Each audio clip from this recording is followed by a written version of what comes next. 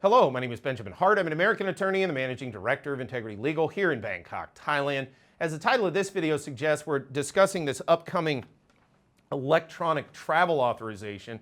This is one of those I'm very much hoping cooler heads prevail and we don't see this. But that said, let me dig in here. Quoting directly from a recent article in the Thai Examiner, thaiexaminer.com, article is titled, New 6-Country Tourist Visa Planned by the Foreign Ministry.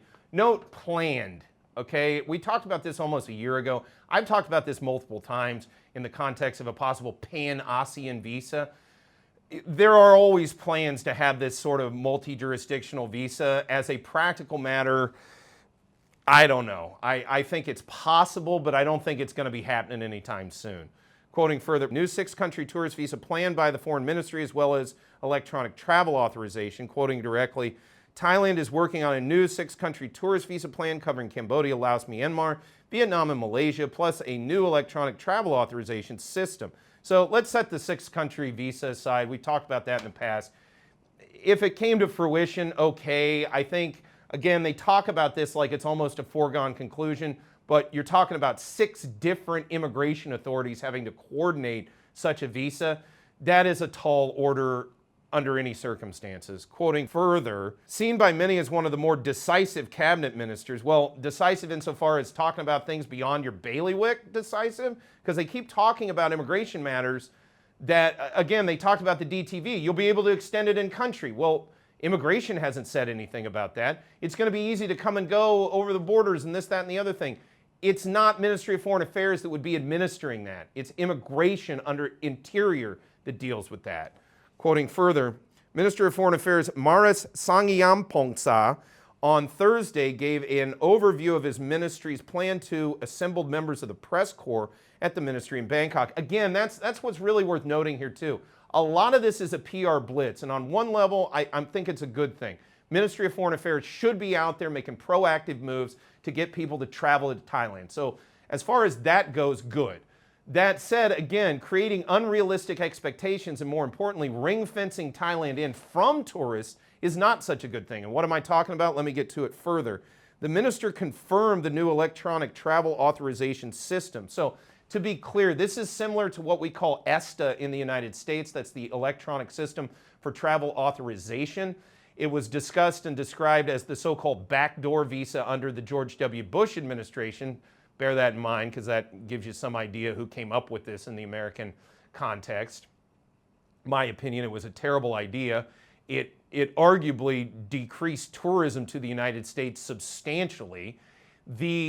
So this backdoor visa, basically what it means is, in the United States context, if you were a visa waiver country, for example, you had a British passport, you didn't need to go get a tourist visa. You just got on a plane, went to the United States, they stamped you in under our visa waiver program.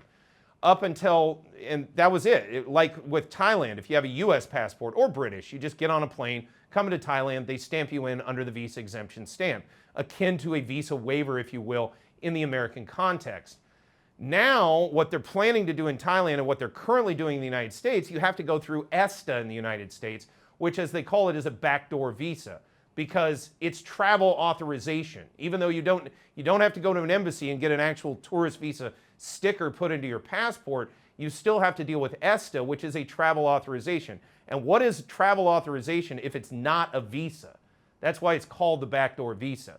And what I'm talking about in the context of Thailand is they're looking at putting on one of these for Thailand, which is going to ring fence Thailand from tourism in a way.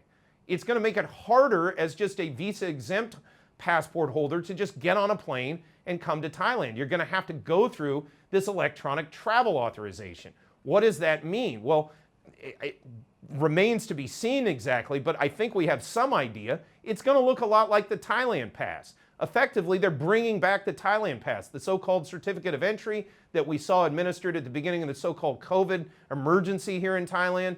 They shut down the country, and then they said anybody that wanted to come in first had to get documentation from Ministry of Foreign Affairs called a certificate of entry. They later digitized that program and created what was called the Thailand Pass program.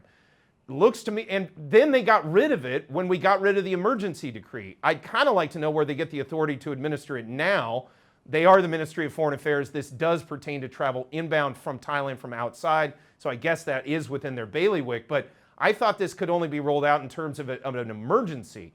I don't see where there's any great emergency that requires this electronic travel authorization. That being said, okay, we're probably going to get it one way or the other, but again, I question whether or not this is the best idea for Thailand. I can really see tourists down the line being put off by having to deal with going on to some online bureaucratic system and fill out a bunch of stuff. And let's be also honest, how often have a lot of these online digital systems that interact with the government really worked all that well? You know, I'm not saying this one won't, but it's going to have bugs, and those bugs are going to cause people to get frustrated and possibly cause people to not want to come here. Again, there's maybe a way to do this and a way not to, but to effectively put the Thailand pass back onto Thailand at a time that it doesn't need it, I don't really see where that's a great idea. Meanwhile, I could see a situation where it's going to negatively impact the tourism sector here. That said, quoting further, in particular, he announced plans for a new visa regime that would allow access to Thailand and its 5 neighboring countries, such as Myanmar, Cambodia, Laos, Vietnam, and Malaysia. Again, this has been discussed for a long time. I think this is unlikely to happen in the near term. Not impossible. Maybe they'll make proactive moves and get a deal done. But again, you're talking about 6 different immigration apparatuses having to operate in coordination here in Southeast Asia. That's a tall order. Quoting further, the minister emphasized that the ministry was working with the government to boost the country's economy. Well, I fail to see where creating an extra step for tourists to even get in the country is going to create much of a boost. Quoting further, at the same time, he insisted that Thailand would remain a quote-unquote neutral player in geopolitics. The latter commitment is increasingly being examined as tensions between China and the United States in the region have grown substantially. You know, okay, that's all interesting, but long story short, this electronic travel authorization, it looks like they're going to be rolling it out. I hope cooler heads prevail and they don't. It's set to roll out, it's my understanding, at the turn of the year, so we'll be dealing with it in 2025. Again, I'm hoping we don't end up doing this because I don't think it's the greatest idea for Thailand to effectively re-administer the quote-unquote Thailand pass at a time when there's no exigent need to do so, and it could also result in a drop in tourism to the Kingdom of Thailand.